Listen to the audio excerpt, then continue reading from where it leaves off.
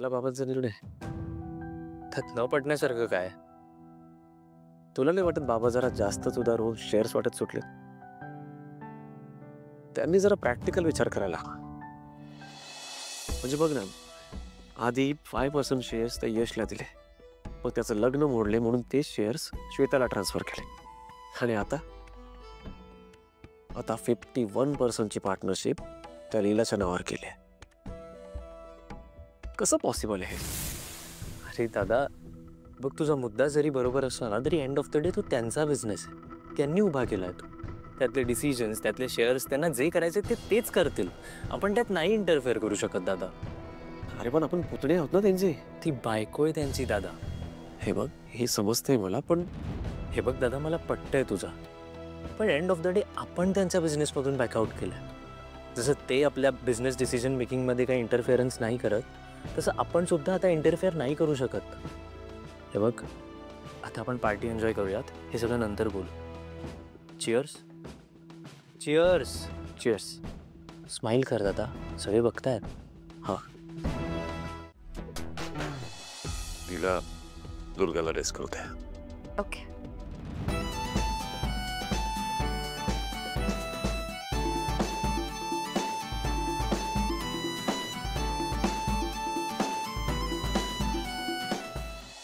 काय नवीन आणि काय असेल त्यात?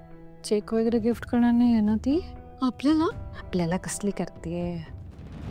नाही, पण आधी लक्ष्मी, तू प्रमोद सरांकडे जा, आणि विराज सर, तुम्ही सरस्वतीच्या बाजूला जा. जा ना, त्याशिवाय मी सरप्राईज दाखवणारच नाही. चला आलोच. हा, चला चला चला चला, लवकर लवकर लवकर.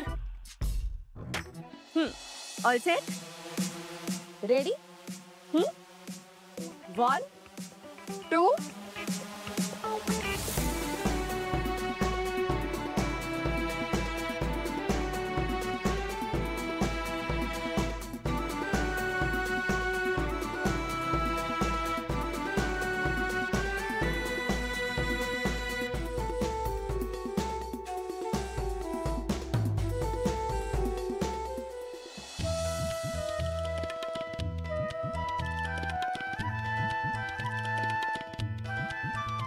आपल्या गोड फ्युचरचं गोड चित्र आहे. मला असं वाटतं की आता आपण ते खरं ठरवायला हवं.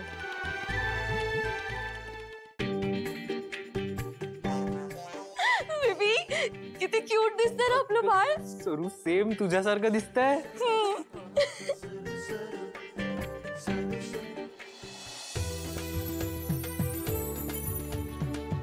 बरं रेऊ, हे बघून मलाही बाबा बाबासं वाटतंय. लीला, अगं किती सुंदर पोस्टर आहे. इजे, तुम्हाला आवडलं ना गिफ्ट? हे मला आजवर मिळालेलं सर्वात प्रेशियस गिफ्ट आहे. थँक्यू. आता मला छोट्या अभिरामला आणि छोट्या लीलाला कधी एकदाचा भेट टोच झालाय.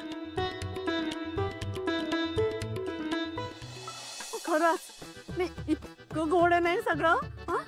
बाई, माझ्या रेऊचं बाळ किती गोड सुंदर दिसतंय. रेऊ, यश, बघितलं का? लागा तयारीला. आपल्या सगळ्यांच्या मनातल्या या गोड स्वप्नाची सुरुवात दुर्गा आणि किशोर सरांनी केली. त्या लवकरच आपलं कुटुंब आणखीन मोठं होईल, आणि आपल्या या हसऱ्या जहागीरदार फॅमिलीचं लवकरच गोकुळ होईल. खरंच अगदी माझ्या मनातलं बोललीस तू. आणि निलय किती धांदरट आहे हे सगळ्यांनाच माहिती आहे. त्यांच्याकडून घडूच शकतं हे. मला आठवतंय ना, दुर्गा वहिनी जेव्हा वरून पडल्या तेव्हा त्यांच्या मागच्याच पायरीवर लीलाही उभ्या होत्या. हो सरू, मला तर वाटतंय हे लीलाईच्या धांदरटपणामुळे नाही, लीलाईने मुद्दाम धक्का दिला ना म्हणून झालंय. बस लक्ष्मी, बस, इनफ. लीला का करेल असं? तू बघितलं नाहीस का ती दुर्गावहिनीची किती काळजी घेत होतीस? विसरलीस तू? ते सगळं नाटक होतं एजे आणि आजींना दाखवण्यासाठी. दुर्गावहिनी प्रेग्नेंट झाल्यापासून सगळे लाड होत आहेत ना त्यांचे, ते बघवलं नसेल त्यांना, म्हणून केलं असेल मुद्दाम त्यांनी. हे जर असं खरंच असेल ना, तर लीलांना माझा शाप लागेल. त्यांचं कधीच चांगलं नाही. सरू, नाही. सध्या परिस्थिती घरात खूप वाईट आहे. सरू, लक्ष्मी वहिनी, आय कॅन अंडरस्टँड तुम्हाला दुर्गा वहिनींची खूप काळजी आहे, पण तुमच्याकडे काहीही प्रूफ नसताना तुम्ही लीलावर असे बेसलेस आरोप करताय. सिरियसली? तुमच्या या अशा बेसलेस आरोपांमुळे घरात किती मोठा केऑस होऊ शकतो कळतंय का तुम्हाला? त्यामुळे जरा विचार करून बोला. तुम्हाला जरी सिच्युएशन सुधारता नसेल येत ना, तर काही बोलून ऍटलिस्ट हे बिघडवू तरी नका.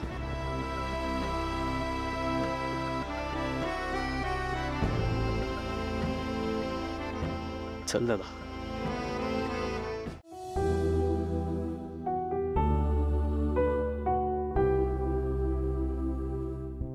नीला, मी मला माहितीये तुम्हाला काय म्हणायचंय. हे जे दुर्गा आणि तिचं बाळ माझ्यासाठी खूप महत्वाचं आहे. त्यांच्यासाठी माझा जीव द्यायला येत आहे. नाही लीला, प्लीज असं परत कधी बोलू नकोस. कधी नाही.